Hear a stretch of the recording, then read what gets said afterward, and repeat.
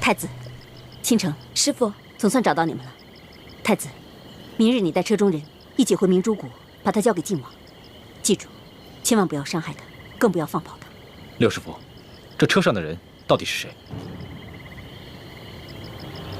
你们看看就知道了。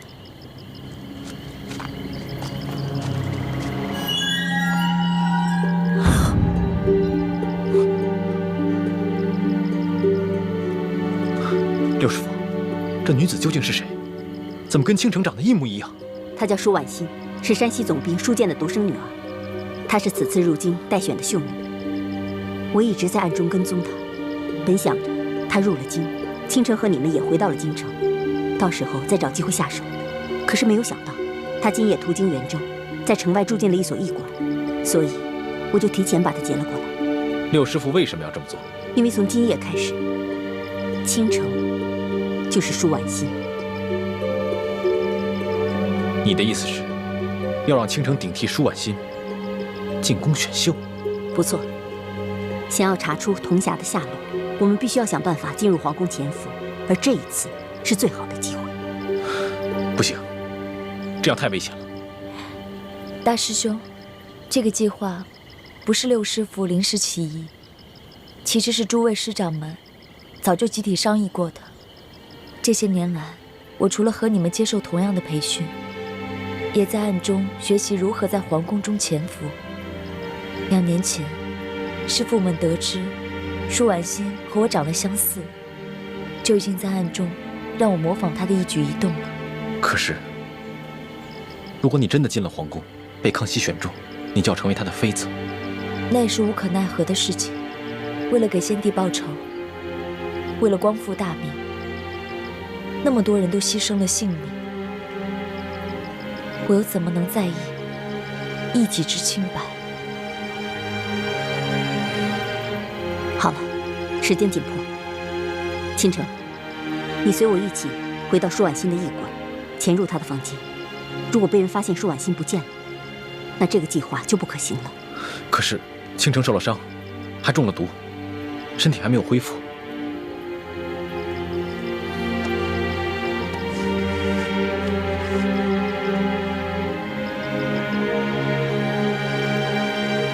还好，没有什么大碍。倾城，就辛苦你代替舒婉心回到她的房间。当然，我也会伪装成舒婉心的贴身嬷嬷来照顾你。等到了京城，基本上你的身体就可以恢复了。六师傅，大师兄，我知道，大师兄关心我，这对倾城来说已经足够了。可是眼下，顾全大业为重。对了，太子，请你转告靖王，让他务必将舒婉心软禁在明珠谷，切记不要放跑了他，不然倾城会有危险。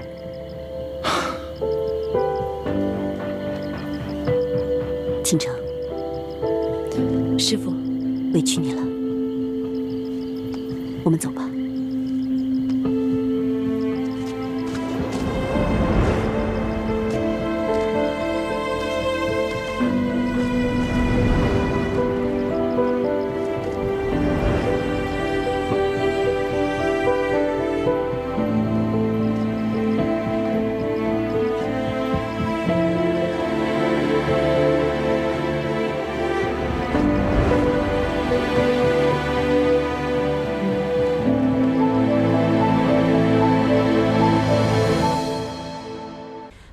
今年选中的这批秀女是不是都进宫了？最后一批也于3日前进宫了。啊，那皇上有没有中意的？妾身催过皇上，可皇上一直忙于政事，抽不出时间去选秀女。唉，这皇上啊，真不像他皇爷爷和皇阿玛，没有沉迷女色。这也好也不好啊。好呢，在于他忙于政事，励精图治啊。这不好呢，他是迟迟不能大于皇嗣。哀家还指望着早日抱重孙子呢。妾身和众姐妹一定用心服侍皇上，让皇祖母早日得偿所愿。嗯。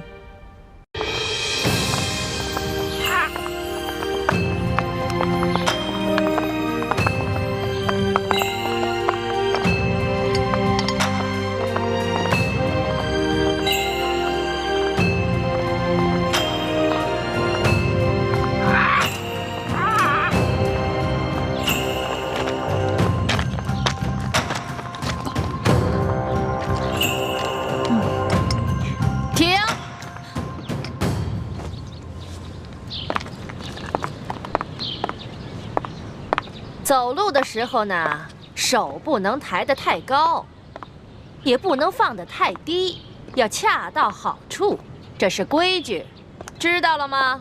知道了。继续吧。等一下，刘嬷嬷，我们这都练了2个时辰了，这早就过了饭点了。我们现在又累又渴的，能不能让我们先吃点东西啊？不可以。什么时候你们练好了，我觉得合格了才能休息。继续走吧。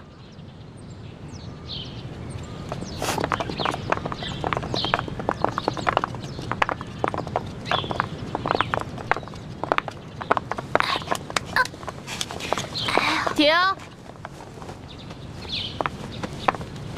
易欢，谁让你坐下的？刘嬷嬷，我的脚破皮了，我走不动了。那你也先向本嬷嬷请示啊，怎么能擅自休息呢？刚才我都说了，这是违反宫规。这也算违反宫规啊？当然，在这个宫里，只要是做宫里不允许的事，说宫里不允许的话，全都是违反宫规。你知道去年的秀女里面有一个擅自喂了太皇太后的胭脂鱼，后来那个鱼胀死了。知道这个宫女怎么样了吗？怎么样了？哎呀，她可是被活活饿死了呀！饿死了？这么残酷的处罚，刘嬷嬷，那我向你请示，我能不能休息一下？不可以。起来继续。好疼啊！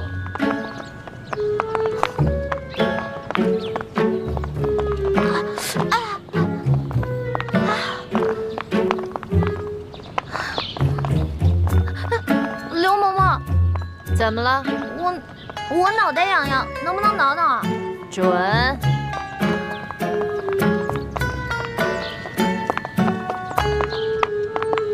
刘嬷嬷，说。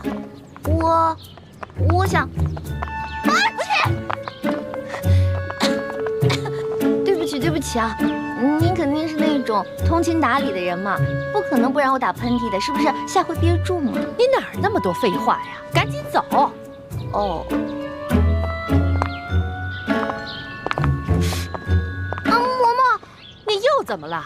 就这么一会儿，你举3次手了？不是您说的吗？有事之前必须举手请示啊。什么事儿说？我想放屁。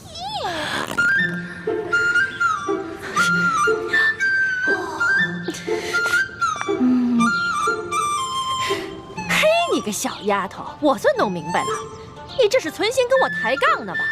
没有，完全没有跟您抬杠，我这不是憋不住了吗？少跟我抬杠，你那点心思以为我不清楚吗？来人呐，把他给我拖下去，杖责20。等一下，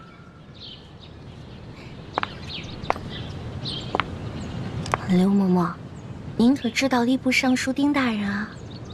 我当然知道啊。那您可知道他是谁的干儿子啊？中堂大人。你的，哎呀，响鼓不用重锤吧？有些话不必说得太透吧？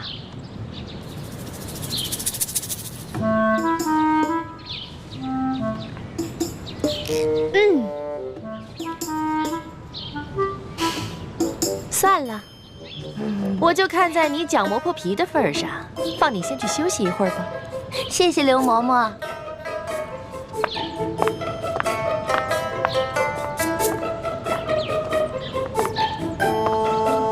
继续练呐。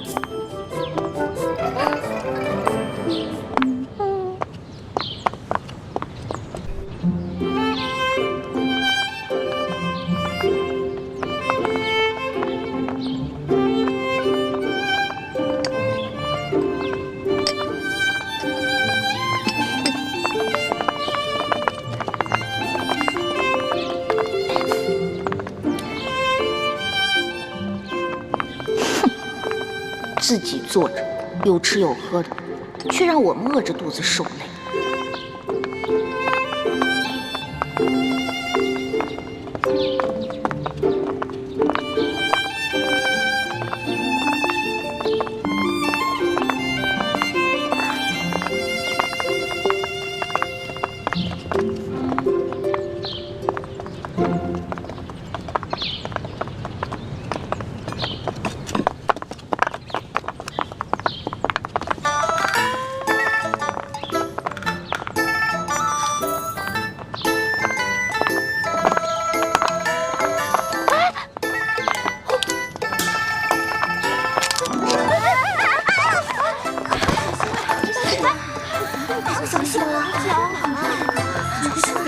没事吧？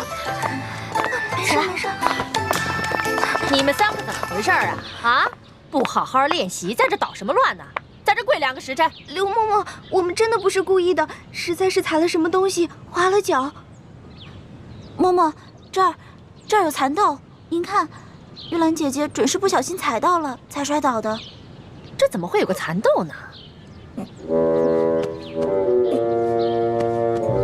你怎么了？说话呀！啊，我刚刚噎着了。好端端的，你为什么噎着了？刚才口水没倒过来，一下子噎着了。口水没倒过来呀？这个周围全都是你嘴里的蚕豆味儿了，还想蒙我？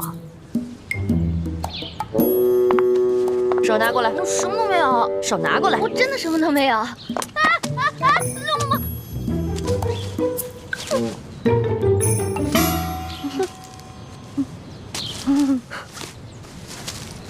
哼，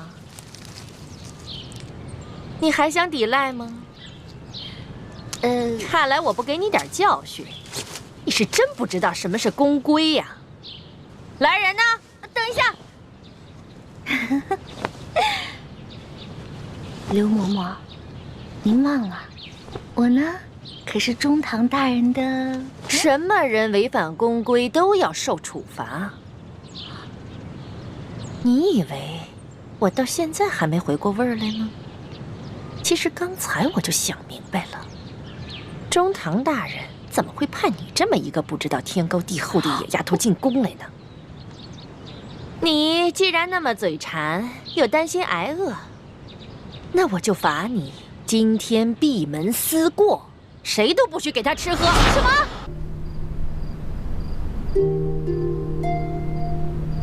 还好还有一颗小蚕豆。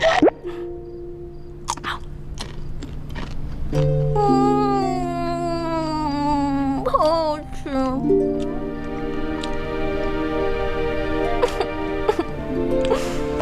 但是还是好饿呀，我要饿死了，饿死人了，饿死人了！喝点水顶顶饱吧。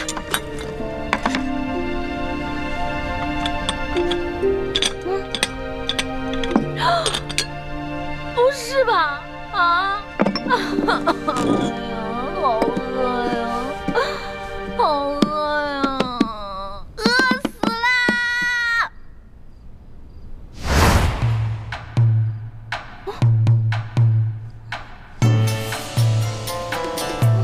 好呀。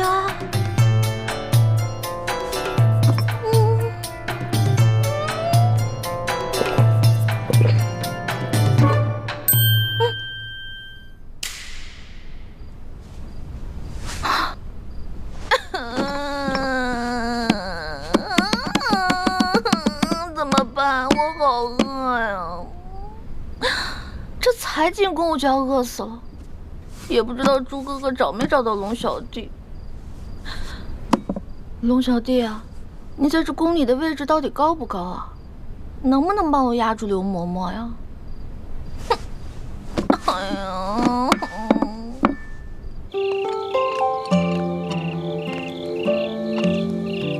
大哥，大哥，大哥，大哥，大哥，不是约好了在这见面的吗？人呢？会不会是刚进宫找不到路啊？哎，不对不对，他那么聪明，怎么可能呢？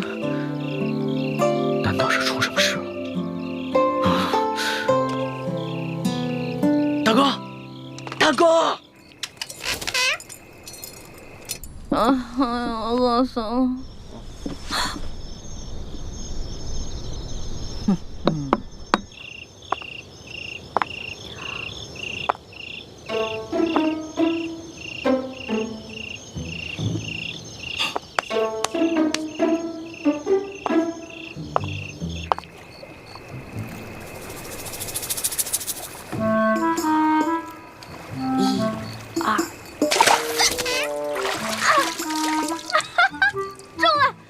今天晚上有生鱼片吃了，耶！走着，走了，生鱼片。太太爷，太太爷，太爷，太爷！嘿，吓死我了！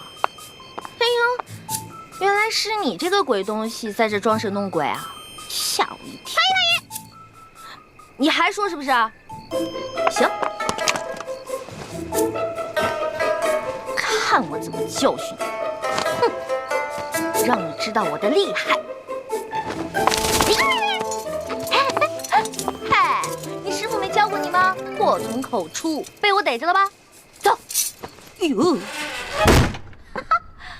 哎呀，进宫就要少说话，多做事，知道吗？不要像我一样叽叽喳喳的，聒噪。不许再说了啊！哎呀，喂，不是吧？我没杀你啊！不是我杀的，不是我杀的！哎，你醒醒，你醒醒！不是吧？我把你给憋死了！啊，我不是故意的啊！要不然我给你念《金刚经》超度吧。对不起，对不起，对不起，对不起啊！咱们储秀宫里喂了几年的鹦鹉，居然不翼而飞了。养在池塘里的锦鲤也少了一条。说吧，谁干的？知道吗？嬷嬷，玉兰、荣慧、秀禾昨晚出去过。玉兰、荣慧、秀禾，你们出来。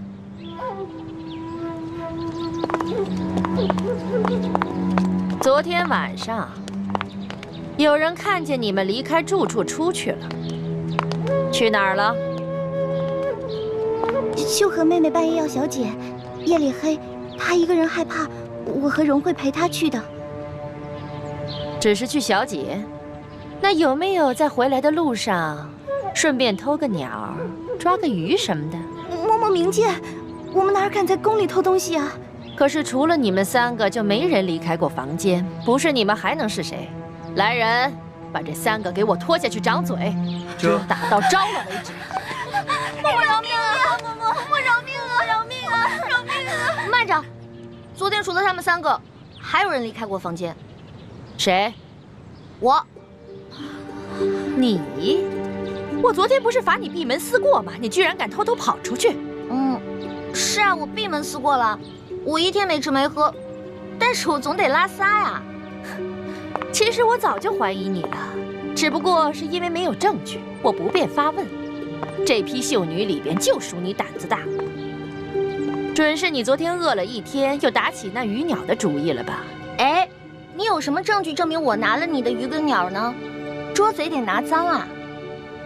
我有没有冤枉你呢？我自然会查清楚的。不过这储秀宫呢，夜里会落锁，外人进不来，里面也出不去。我还就不信了，你能把那鱼骨头和鸟毛一块儿给吃了？来人呐，给我搜！这，哼，老东西，我就不信你能搜得到。对不起啊，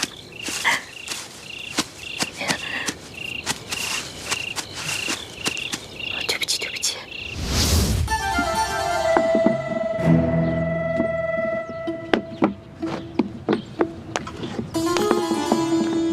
刘某某没有。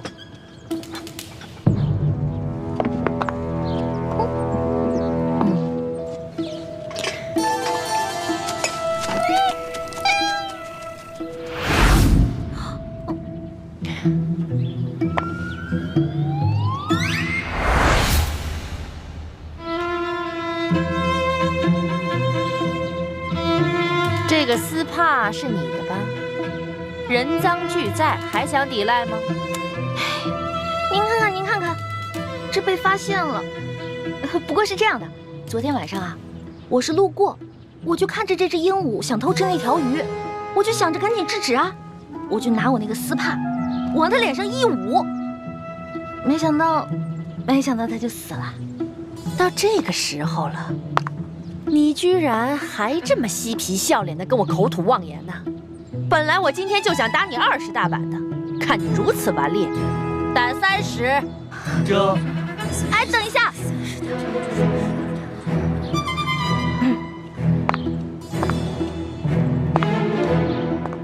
刘嬷嬷，您别忘了，我可是中堂大人的人呐。我要是连你这个鬼话都信，那我岂不是白活了这么多年？拖出去打！这，我说的都是真的，慢着，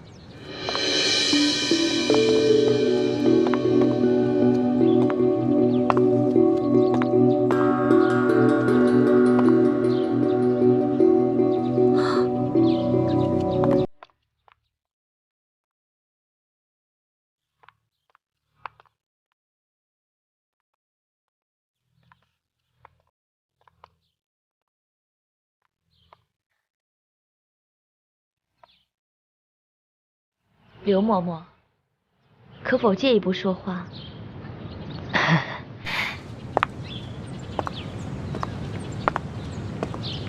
这个秀女，我瞧着倒是挺有眼缘的，就替她说个情吧。昨儿个皇上赏赐我很多珠宝玉器，只是这个镯子我戴着太大了，想来这大小啊，正适合嬷嬷你呢。哎呦，那就多谢厉贵人赏赐了。今天这事儿就看在厉贵人的面子上，我就不追究了。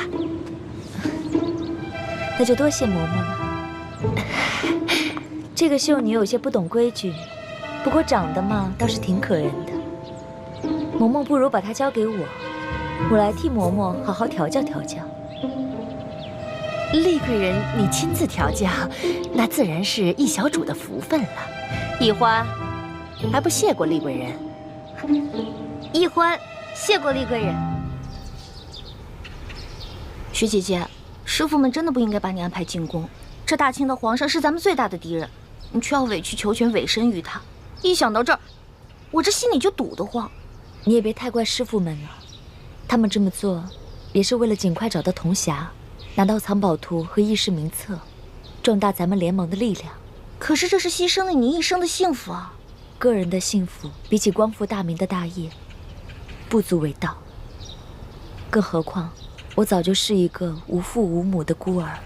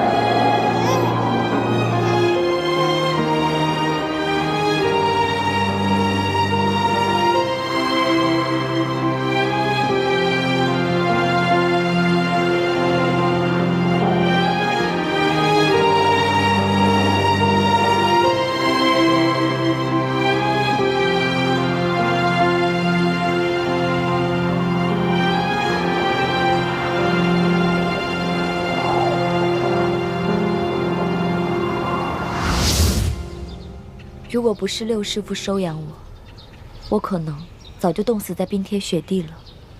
我跟六师傅名为师徒，实则亲同母女。可惜，好日子没过多少年，梅花门就遭到了血洗。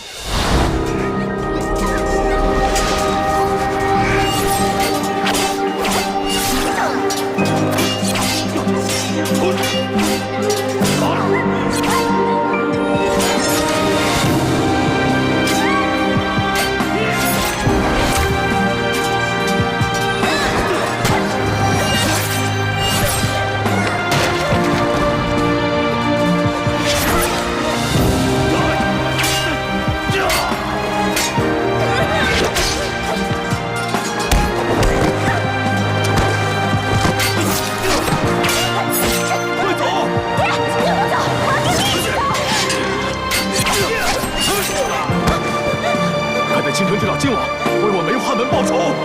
爷，我们跟你一起走。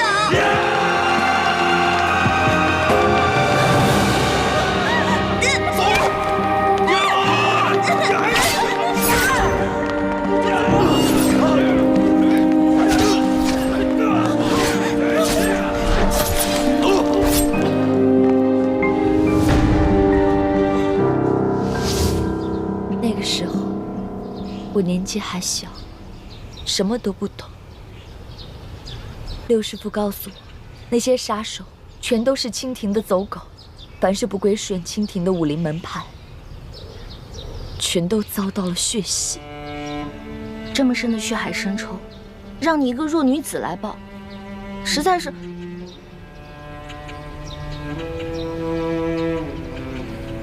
我都不知道说什么好。你跟我还不是一样吗？咱们明珠谷长大的孩子，都是同样的命运。就连你和大师兄，你们一个是大明最后一个太子，一个是大明未来的太子妃，可为了光复大明的大业，不也冒着险潜入这紫禁城了吗？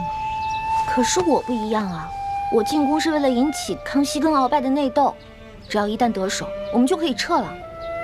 可是你要一直以身试敌，留在这紫禁城里，直到找到铜匣为止。你也不用太替我担心，我一进宫就得到了皇上的宠爱。我跟六师傅正努力在宫中收买耳目，拓展资源，相信我们很快就能找到铜匣，完成任务。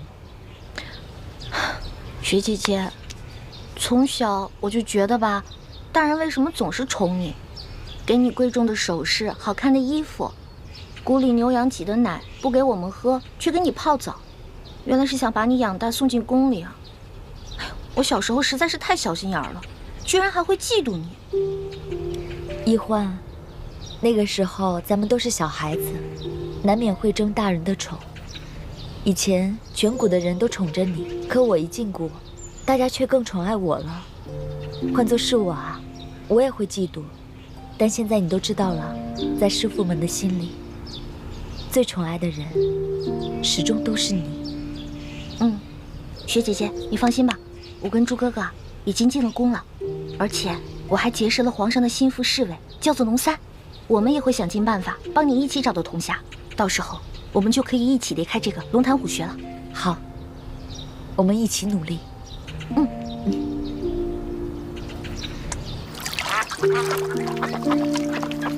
雪姐姐，你看我这个好看吗？走得还真稳。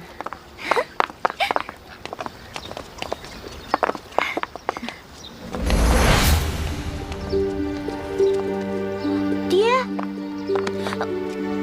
雪姐姐，那不是我爹吗？他怎么进宫当太监了？那不是你爹啊，那是李德福李公公，大内总管。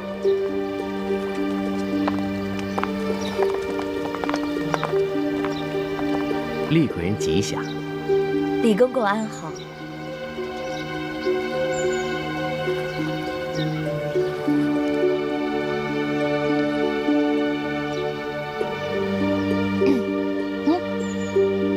孝女李一欢给李公公请安。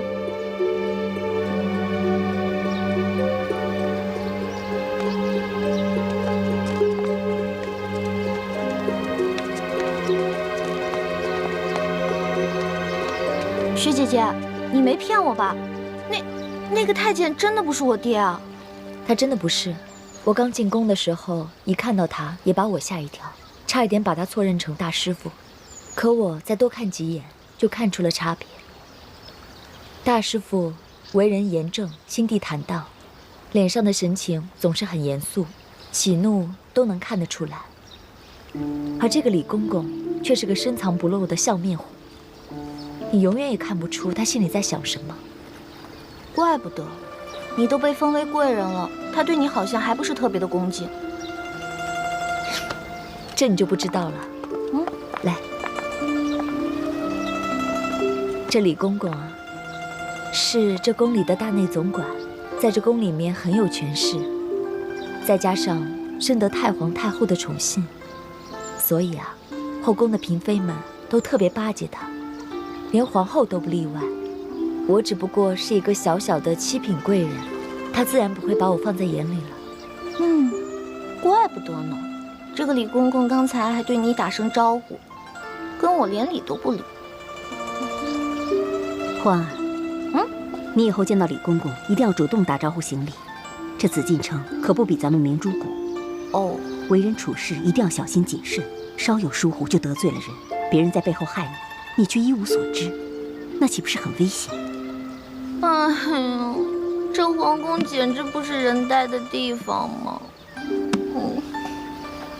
你啊，从小一向在外面野惯了，如今也身不由己进了宫，还真是难为你了。你和你那个结拜兄弟龙三联系上没有？别说了，根本就没有。我们这个刘嬷嬷，简直不是人，我根本就没有机会逃脱他那些眼线，我只好让朱哥哥帮我去联系了。那就希望大师兄能够联系到龙三，让这个龙三在皇上面前帮你周旋，这样，你还能安全一些。不然以我现在的身份，也保护不了你。薛姐姐，六师傅，放心吧，我现在已经知道这皇宫的厉害了。我发誓，我绝对不会再让薛姐姐、六师傅跟朱哥哥为难了。我绝对不会再给你找麻烦了。你说的话我们可不敢相信，但愿吧，但愿啊，你能老实一点。皇祖母吉祥。得了，不必拘礼，皇后来坐吧。谢皇祖母。你们都退下吧。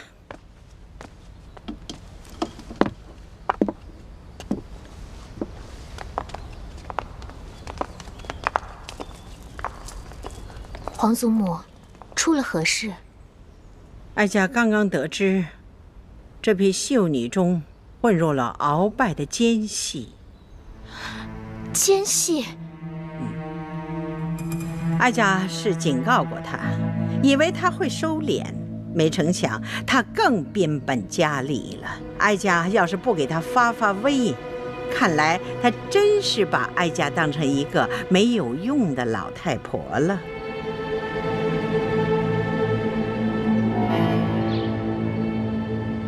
我前几天和另外一个太医被院判大人留在院中值夜，没能找到机会出去。这几天夜里，我悄悄潜入御花园，每次等到半夜，都没能见到龙三。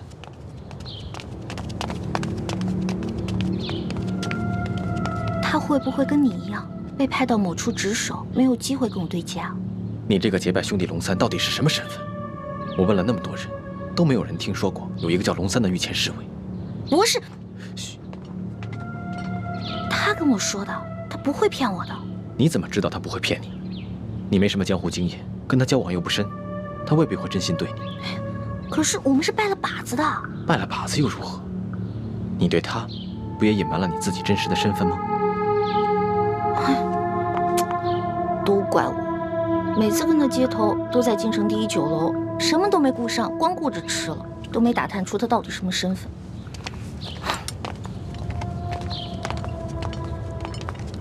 这个龙三肯定是宫里的人，究竟是不是御前侍卫就很难说了。这紫禁城里住着上万人，不见得人人都互相认识。我再找人四处打听打听吧。我让雪姐姐和六师傅也帮我打探打探。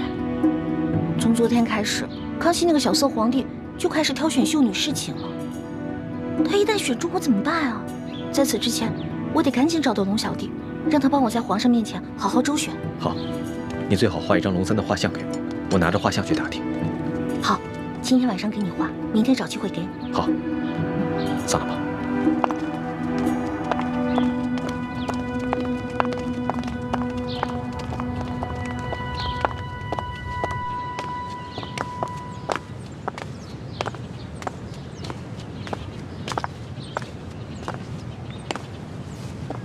太皇太后，秀女富察荣惠觐见。荣惠给太皇太后请安，太皇太后吉祥。抬起头来。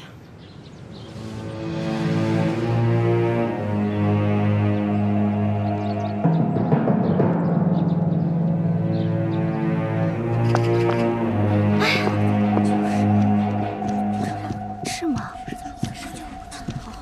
哦，哎，玉兰姐姐，他们这是怎么了？荣惠姐姐她，荣惠姐姐怎么了？她昨天不是被叫去侍寝了吗？她可是这批秀女当中第一个被叫去的，你不是还挺羡慕她的吗？她不知道做错了什么，惹怒了皇上，被太皇太后赐死了。惹怒了皇上，被太皇太后赐死了。我们大家都吓坏了。对了，今天晚上秀禾姐姐也去侍寝了，不知道她今晚的运气能不能好一点。我的天哪，我还是赶紧先画画吧。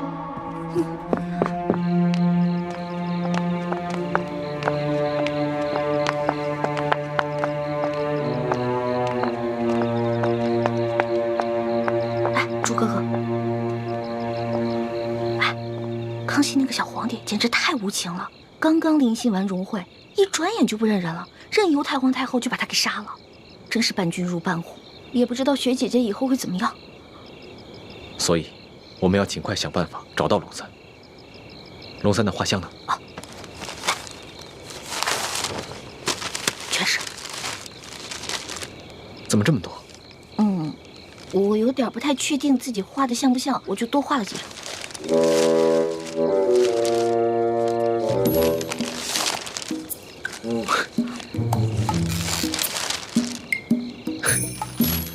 你这画的都是龙三？对啊，这张鼻子像，但是眼睛有点小。这张呢，这张眼睛画大了，下巴又不对。这张下巴像，可是眼睛有点小。这个眼睛还行，但是脸盘子有点大。哎，反正都还差不多，你自己看吧。环妹，以前在谷里上课的时候，就叫你认真一点，你就是不听。现在知道后悔了吧？哎呀，好了好了，别说我了，这时候批评我也没用啊。看来，我还是去御花园碰碰运气吧，看看能不能找到龙三。你去吧。好。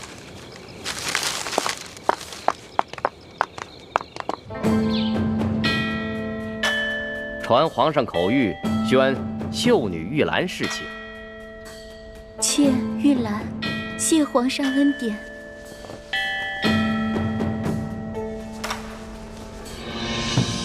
起来吧，随咱家前去沐浴更衣。李公公，秀禾呢？他为什么一直都没有回来？他不会再回来了，他也被太皇太后赐死了。哎，姐姐，公公，可知道秀禾犯了什么过错，被太皇太后赐死了？可否提示一下，也好让妾吸取教训。这个嘛，咱家也不清楚。主子们要赐谁死，那还不是一句话的事，谁又敢多问呢？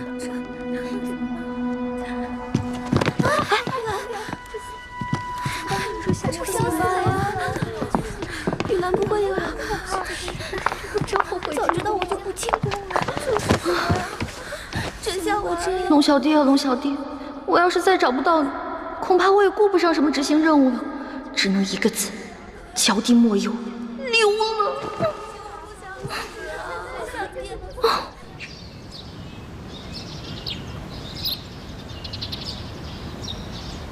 混入秀女中的3个奸细，都被哀家给处置了。这下皇上该清静了。皇祖母，如此一来，鳌拜一定会对你老人家怀恨在心的。这宫中啊，爱哀家的，恨哀家的，就像哀家的头发丝一样多。如今他们也老了，啊，这头发细的也都掉得差不多了。哀家就是为了皇上，不管他是明枪或暗箭，哀家都能挡得住。皇祖母，皇上常说，没有皇祖母就没有他，是您为他和大清江山撑起了这一片天。哎，那是，哀家跟皇上相依为命，这么许多年不容易呀。哎，皇上啊，是哀家的命根子啊，他只要不像他的皇阿玛，哀家就心满意足了。皇祖母放心，皇上不会重蹈先皇覆辙的。这么多年来，皇上从来没有对哪个妃子特别上心过。宫里来了那么多的秀女，皇上似乎也没有多大兴趣。他才多大，正当年少，又急于亲政，这男女之事啊，自然不往心里去。当他的朝局一稳定，那可难说了。你看他的皇阿玛遇到那董鄂妃的前后，判若两人呢。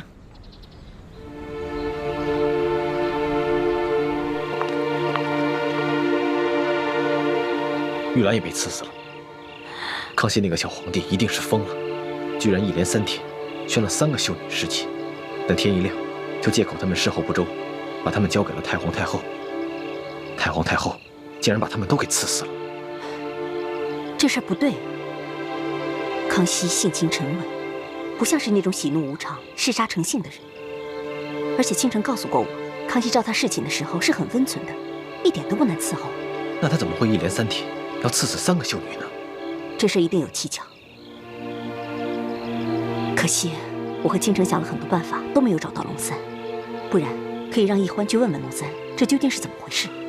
六师傅放心吧，奕欢已经想到找到龙三的办法了。哦，是什么办法？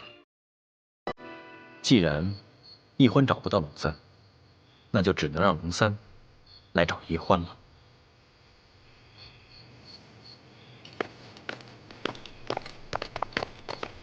纳赛，哪儿呢？那儿呢。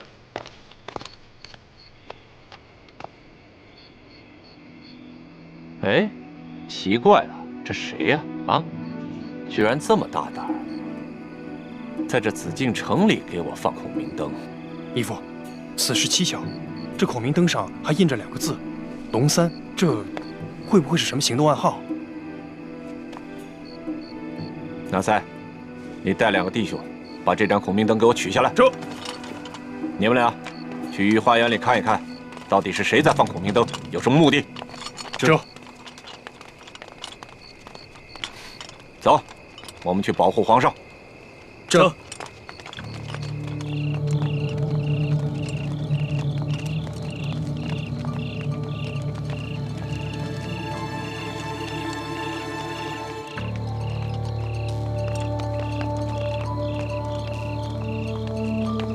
皇上还没有就寝吧？皇上正在批阅奏章，我有要事要见一下皇上，有劳公公帮我通禀一下。好，左大人，请你稍后。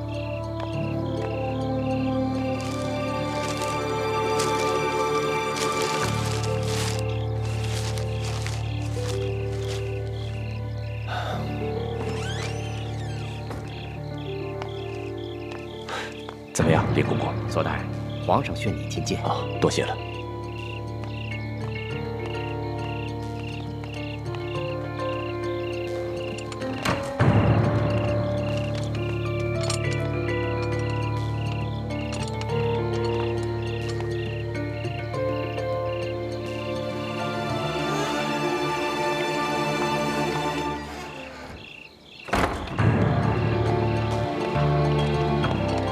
皇上有旨，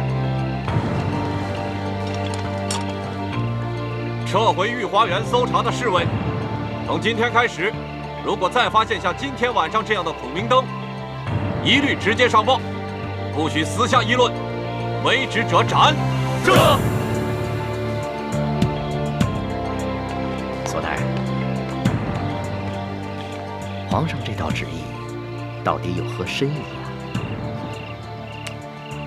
当奴才的，不要随便的猜测圣意，按旨办事。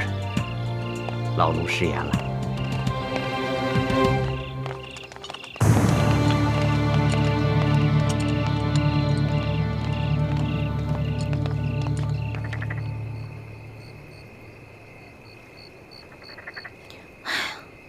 这个龙小弟，你要是今天再不出现的话，我就跟你绝交。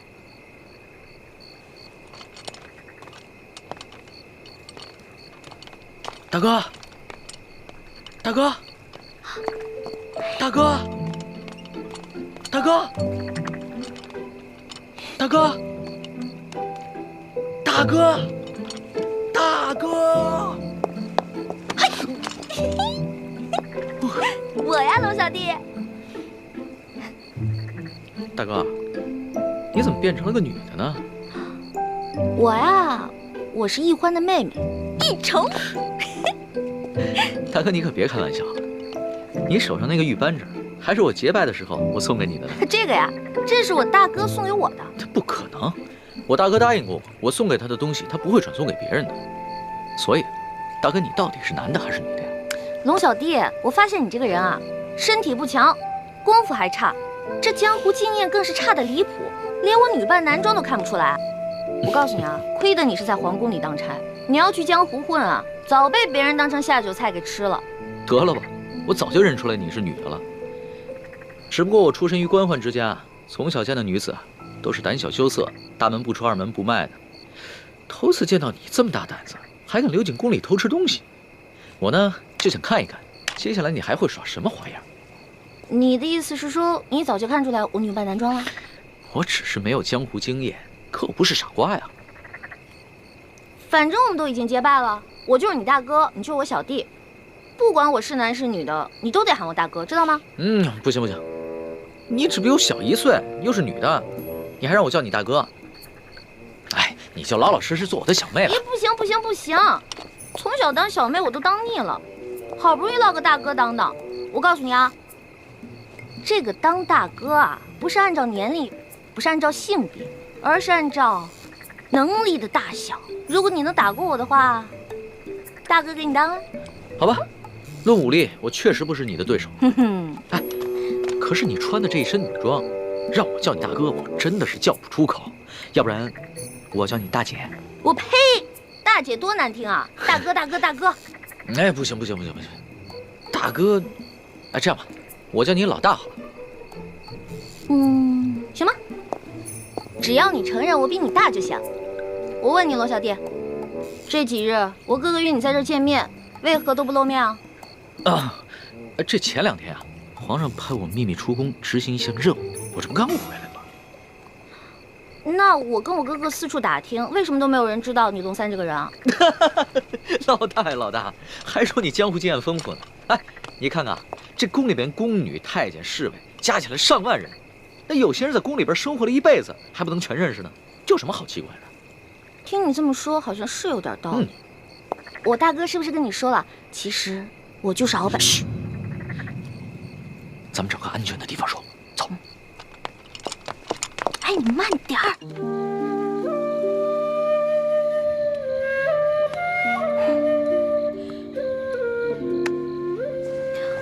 对了，龙小弟，如果你跟皇上揭发鳌拜图谋不轨、伪造秀女的事情，是不是可以治鳌拜一个大罪啊？老大，你想的太简单了。这鳌拜把持朝政多年，连先帝委任的辅政大臣苏克萨哈都敢杀，这伪造秀女的身份又算得了什么？就算皇上追究起来，到时候他自然有办法推得一干二净。而且，愿意为他顶罪的人多了去了。那怎么办？咱们拿鳌拜就没办法了？其实，鳌拜在暗中培训美女，送入宫中和各大臣的府上做耳目，皇上是早有耳闻的。只不过皇上刚刚亲政，没能把持实权，所以只能暂且隐忍了。可我万万没想到，他居然会找上你。嗨，我呀，本来可以施展轻功溜走的，但是我一想，我不是还有我的龙小弟吗？所以我打算把这些都告诉你，你跟皇上说，没准还能立个大功呢，是不是？没想到老大居然肯为我冒这么大的风险。哎，对了，老大，那个大补丸的解药要不要解？有没有解呀？哎，那个大补丸啊，当然。 当然要紧了。那个大补丸可是鳌拜独家秘制的毒药，我跟我哥哥拿它都没办法。但是我一想，为了你，龙小弟，我要心甘情愿，哪怕是上刀山、下火海，也在所不惜。老大，还是你对我情深意重。等皇上抓着鳌拜以后，一定会逼着鳌拜交出大补丸的解药的。 唉，那个小皇帝我是指不上了。一连3天，临幸的3个秀女，天一亮就被太皇太后直接给除掉了。像这样的暴力昏君，你说他就算抓住了鳌拜，掌握了大权，与我跟天下老百姓有何关系啊？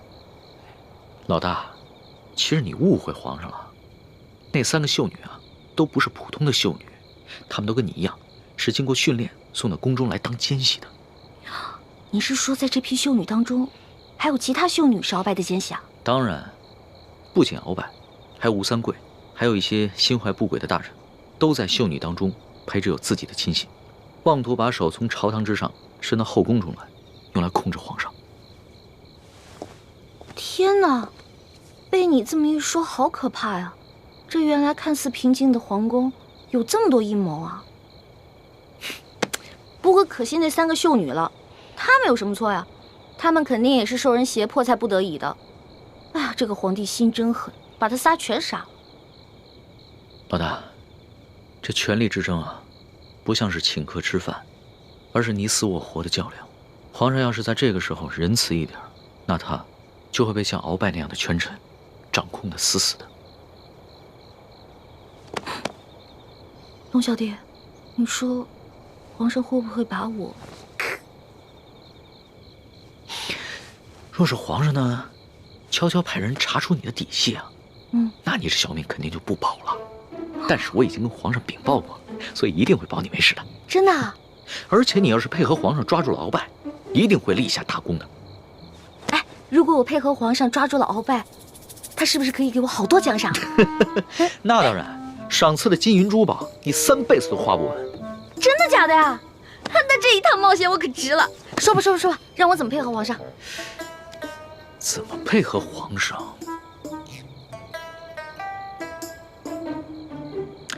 既然鳌拜如此希望你邀得胜处，那我们不如来一个将计就计。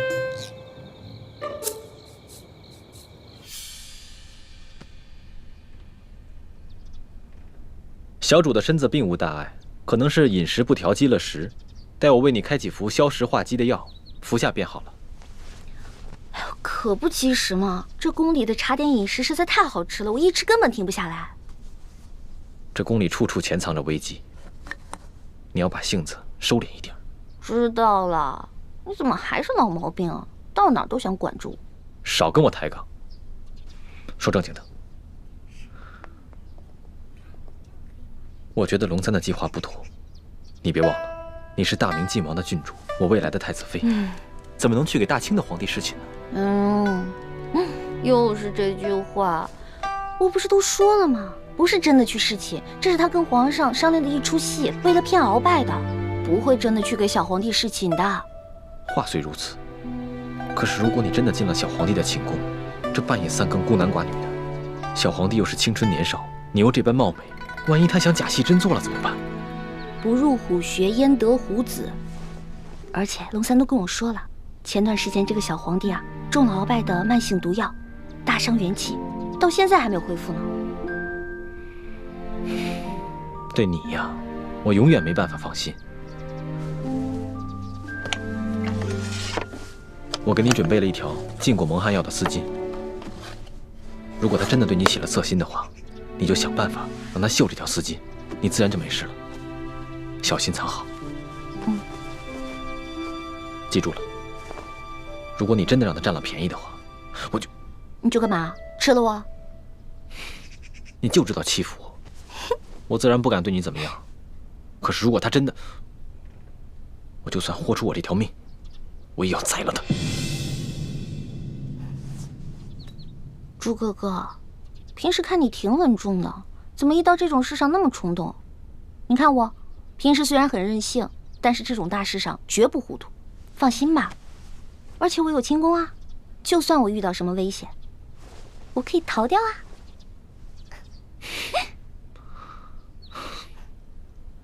我这就为小主去煎药去。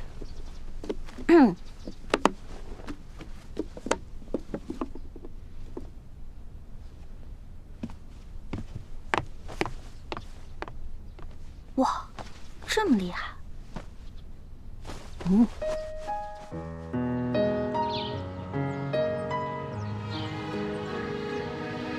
皇上有旨，宣易欢姑娘侍寝。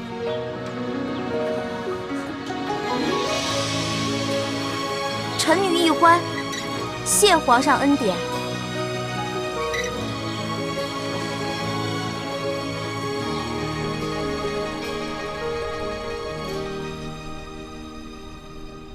清晨的风吹如花，落入尘世的繁华。爱迎来卷风沙，恨不过一生的牵挂。愿做他掌上的明珠，献上我纯真的祝福。你爱照我心，献情礼物，留下无悔的情愫。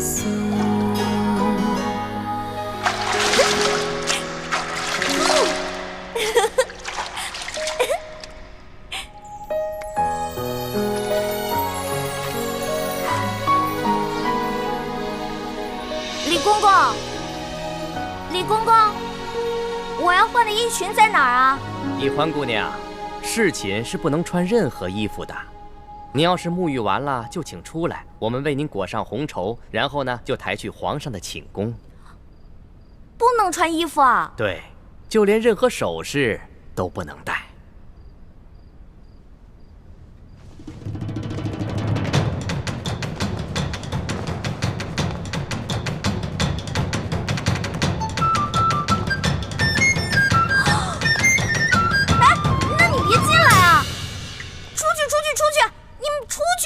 不行，必须由我们亲自给你裹好红绸，顺便检视一下易欢姑娘的身体皮肤状态，看看有没有突发的瑕疵，以防止易欢姑娘夹带其他的物品。那哪行啊？男女授受不亲。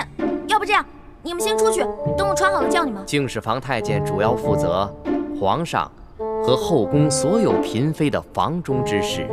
易欢姑娘入宫之后，难道就没有学习过吗？学是学过了，但我现在不是还有点不习惯吗？这。哎，你们！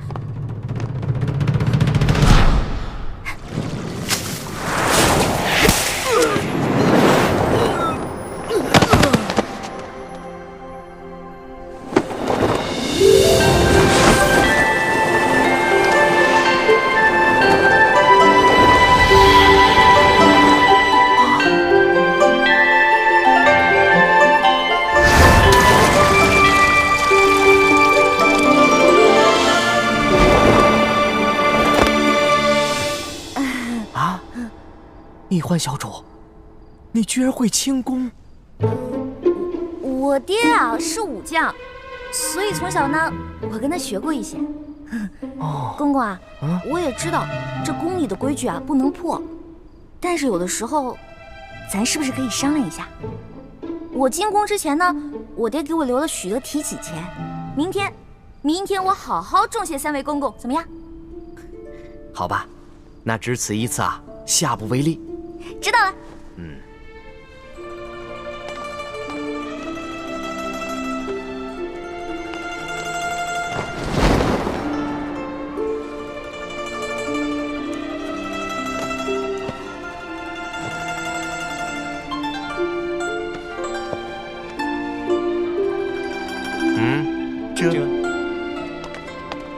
哎，那个公公，我把那个丝巾拿一下，我的丝巾，我的丝巾，我的丝巾！哎，公公！易欢姑娘，别说丝巾了，一根丝线都不能带。我的丝巾，公公，我的丝巾！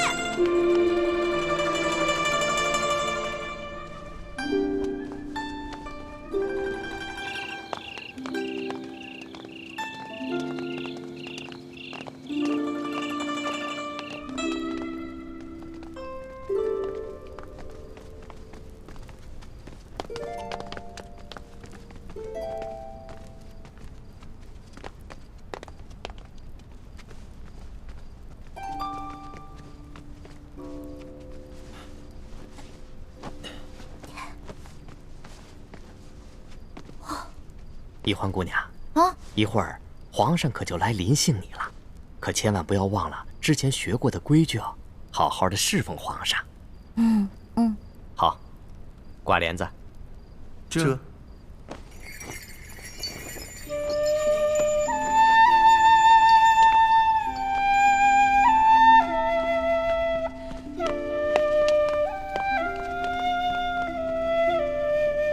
原来这就是皇帝的寝宫啊！也不知道龙小弟究竟和康熙那个小皇帝说好了没有？朱哥哥给我准备的丝巾没有了，万一这小皇帝临时起了色心，假戏真做了，那可怎么办啊？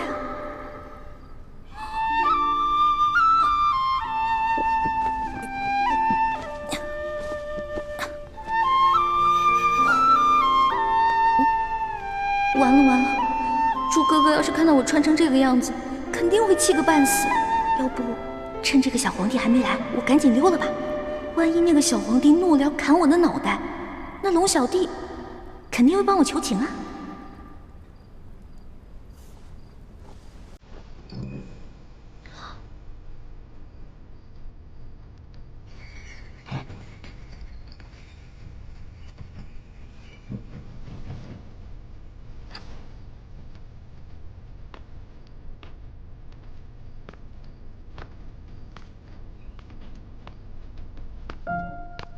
你要去哪儿啊？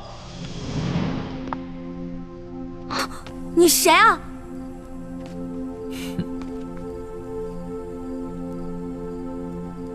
除了朕，还能有谁啊？你是皇上？你是皇上，为什么要戴面具啊？朕喜欢在临幸后宫嫔妃之时，玩一些有情趣的小游戏。臣女易欢叩见皇上。皇上万岁万岁万万岁！起来吧，这里又没有外人，不必那么拘束。谢皇上。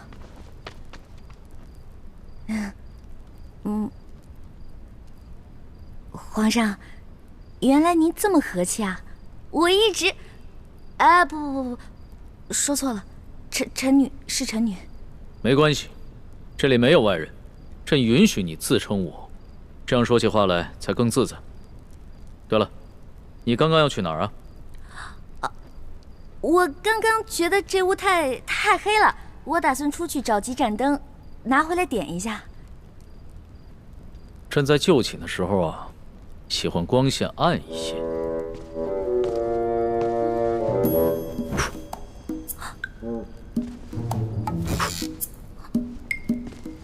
皇上！您别把最后一盏灯也吹灭了，我怕黑。别怕，有朕。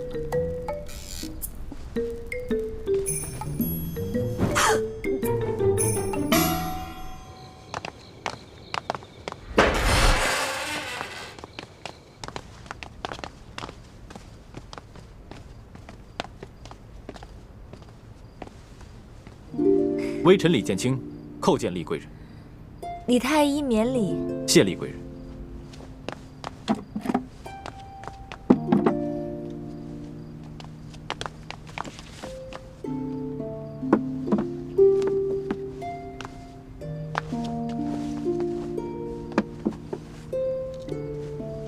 有劳厉贵人。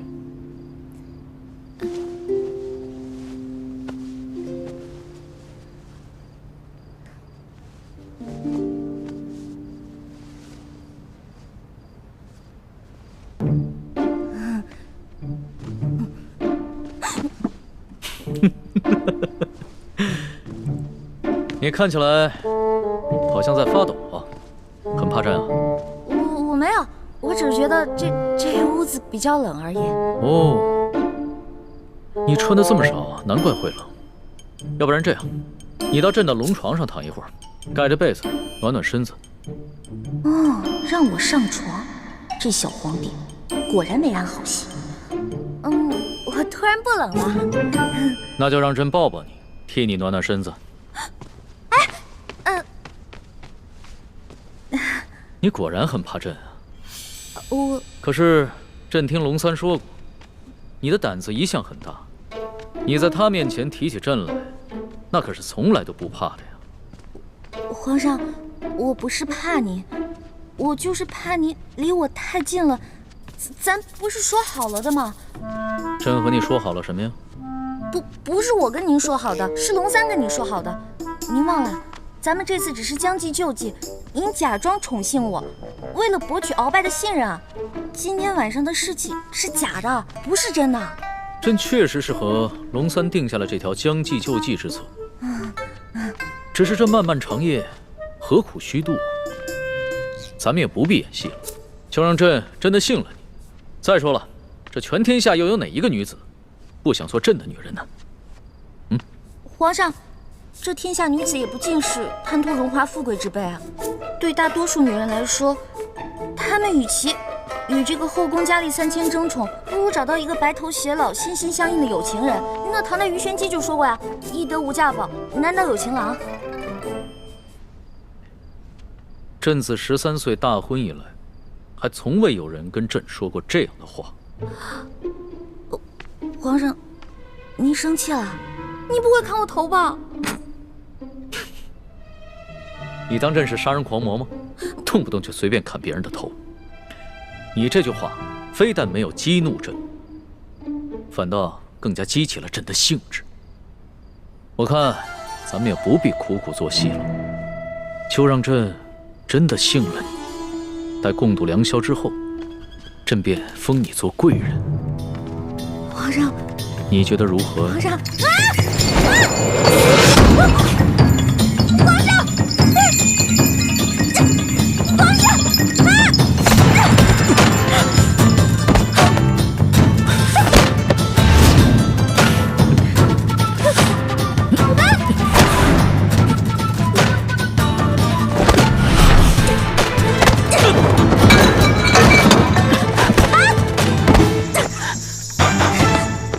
皇上，谁让你们进来的？启禀皇上，奴才见到殿内没了灯光，又有打斗之声，还以为来了刺客，所以赶紧进来护驾。刺客？什么刺客？哪有什么刺客？没有朕的旨意，谁也不许进来。这……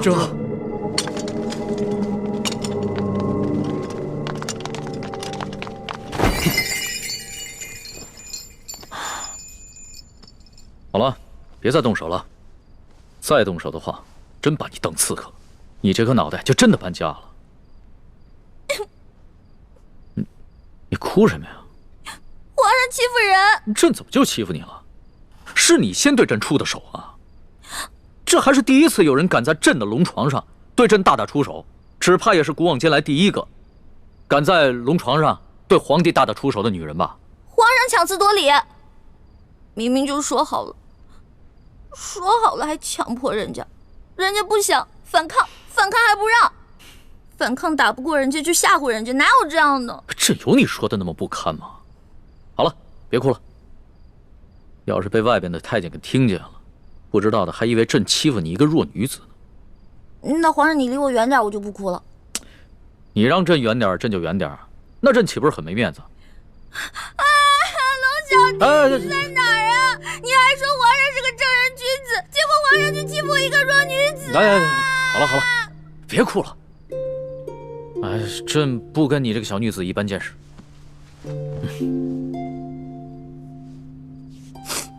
去找太医院的当值赵方抓药，我还要留下来给丽贵人扎针。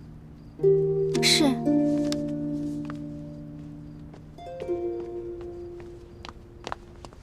你去烧壶热水，一会儿我要替丽贵人更衣。是。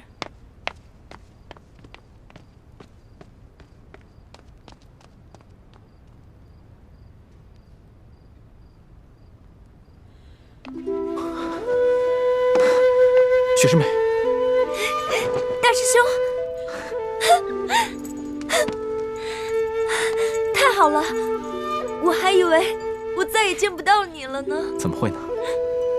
你们师兄妹好好聊一聊，我在外面替你们把风。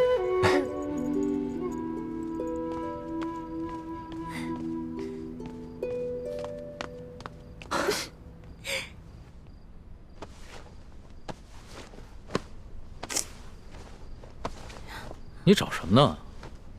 我想找个手巾擦擦脸。这龙床上哪有手巾啊？朕也不想传太监打扰我们。哎，你又想干嘛？放心吧，朕不会动你的。朕堂堂天子，一言九鼎，给你擦个眼泪。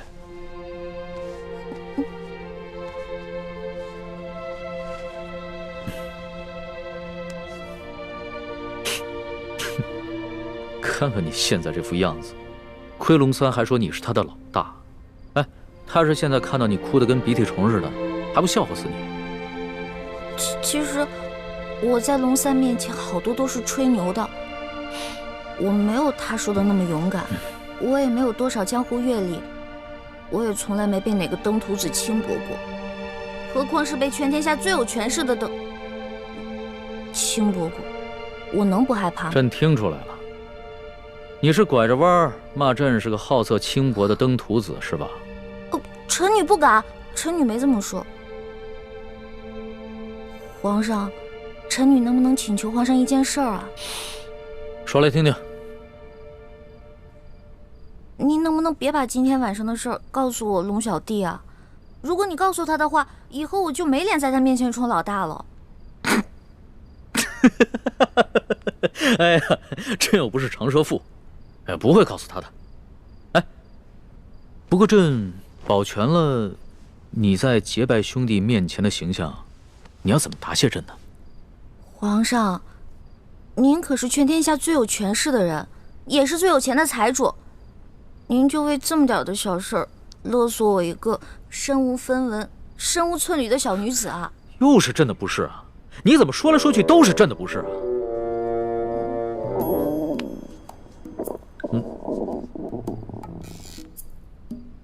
什么声音？是我肚子叫。我今天晚上实在太紧张了，所以没有吃晚饭，现在特别饿。朕想起来了，你最大的爱好就是吃。龙三跟朕说过，你现在在替朕办差，朕也不能让你饿着肚子。说吧，想吃什么？谢皇上，我想吃烤鸭、炸虾丸子、蒸乳酪，还有黄焖小羊排，还有素八碟、珍珠翡翠羹、水晶包子、豌豆黄，再加一壶桂花酿。哎，皇上，您怎么知道我喜欢吃什么呀？这个是龙三跟朕说的。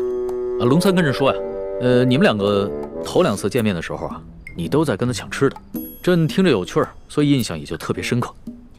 这个龙三，以后再也不理他，怎么把我什么都告诉人家？朕可不是人家，朕是皇上。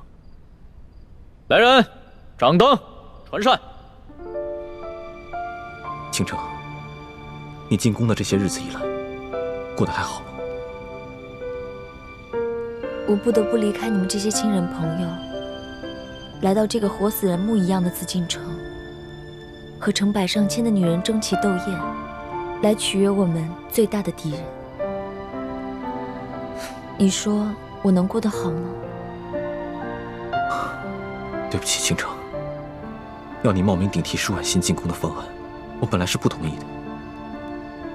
可这是6位师父一致的决定，我也无力反对。大师兄，你不必自责。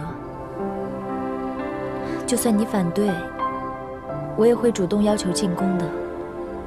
毕竟我们这些在明珠谷长大的孩子，没有一个人能为自己活着。就连单纯任性的小师妹，不也阴差阳错的进了宫吗？是我太无能了，还要让你们几个女孩子冒这样的风险，忍受这样的侮辱。今晚，一欢也要被召去侍寝了，也不知他现在怎么样了。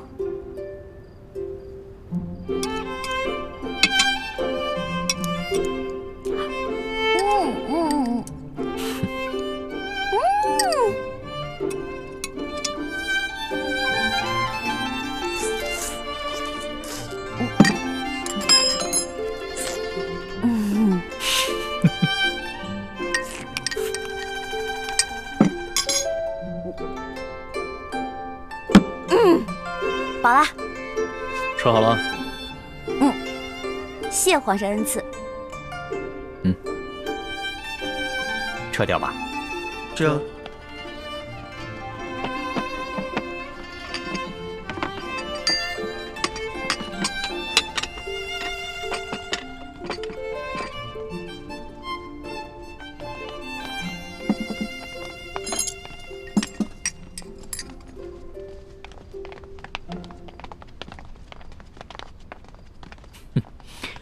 看你吃东西啊，还真是有趣儿。你一个女孩居然能吃得这么香，你这小小的肚子里，到底是怎么装得下这么多东西的呀？要论得上吃啊，这朕的整个后宫，无人及得上你。哎呀，那是他们装的。因为您是皇上嘛，他们在军前得注意自己的礼仪，所以要压制自己的食欲嘛。孔圣人也说过呀，人生3大乐趣，食、色、性也。所以呢，这个美食是人生最大的乐趣之一。说得对。食色是人之本性，现在食之乐趣你已经享受过了，要不要再享受一下色之乐趣啊？看来这个色狼皇帝还真是狼心不死啊！哎呀，要是猪哥哥给我的丝巾在就好了，让我骗他闻一闻，就能让他乖乖睡着了。哎呀，这一夜良宵还剩一半啊！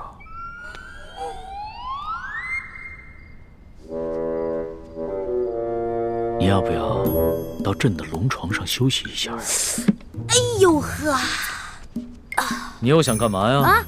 皇上，吃太多了，我撑到嗓子眼儿了，我想运动消化一下，可以吗？行。要是连这个朕都不准，那朕岂不是很不懂得怜香惜玉啊？你既然想消食，那就请便吧。谢皇上恩典。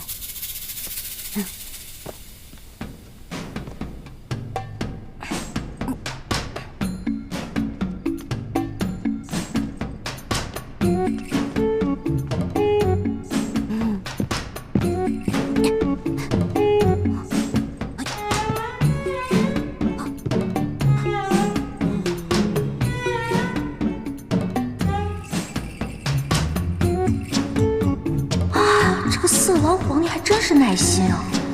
看来是打定主意要吃了我总不能就这么运动一晚上吧？这可怎么办？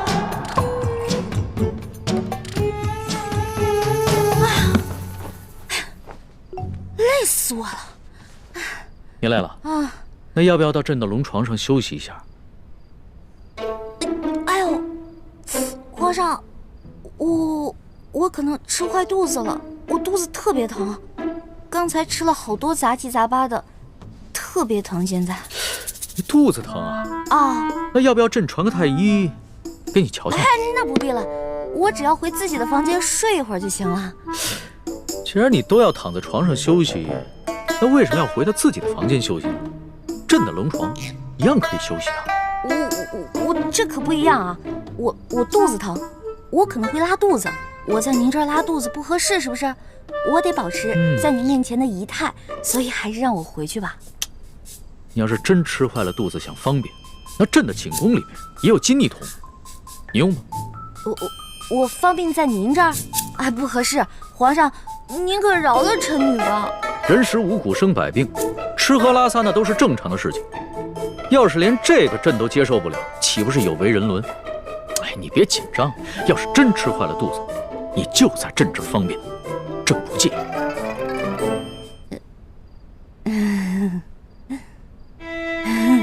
你看着我干嘛呀？黔驴技穷了，是吗？这个色狼皇帝想吃了我，门儿都没有。哎，有了，我可以骗他行酒令，我灌醉他。为什么又不说话了？是不是又在想什么花招啊？哎，皇上，咱们玩耍骰子赌酒吧。这样，咱们赌，如果你赢了，我就听您的上龙床；但如果你输了，您就让李公公送我回去。怎么样，敢不敢赌啊？这倒是挺有趣的，还从来没有人敢跟朕耍骰子赌酒的。好，朕就依你。来人，上一壶酒，再加2副骰盅。哎，等一下，上一坛酒。皇上要喝酒，咱们就喝大的，杯算什么呀？咱们用碗喝怎么样？好，那朕就看一看你的酒量到底有多好。什么？对啊，我以前被召去侍寝，都是这样的程序。这是清宫特有的规矩，任何侍寝的女人都不能幸免。那易欢，现在岂不是很危险？大师兄，你先别担心，小师妹机智聪明，她自有办法应对。易欢虽然有些小聪明，可她毕竟年少单纯，又毫无应付男女之事的经验，而且这是在宫里，她要面对的不是普通的男人，而是掌握天下生杀大权的皇帝。大师兄，你身份特殊，千万别冲动啊！不行，不能在这里坐以待毙，我要想办法去离乾清宫最近的地方，万一出什么意外的话，我好及时出手相救。如果事情真的到了那一步，那我和师父只好放弃潜伏的任务，大家一起杀出紫禁城。不行，不到万不得已，你们千万不能暴露身份，否则我们就前功尽弃了。你跟六师傅最重要的任务，就是潜伏在紫禁城里，找到关系到大业成败的铜匣，还有金钥匙。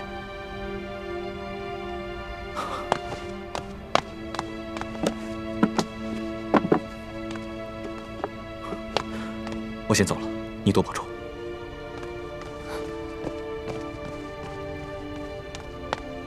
大师兄，为了易欢的清白，你可以不顾生死，而我呢？我在这里以身试敌，你对我就只有歉疚吗？皇上不好意思啊，您输了，喝酒，喝。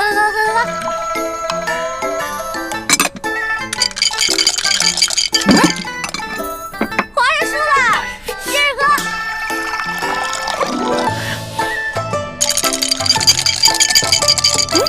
又输了，来，我给您满上，咱们再来一起呗。不要，皇上，我不要，真不要。哎，去哪儿啊？这酒还没喝呢。皇上，皇上，皇上。哎呀，让我看看皇帝长什么样。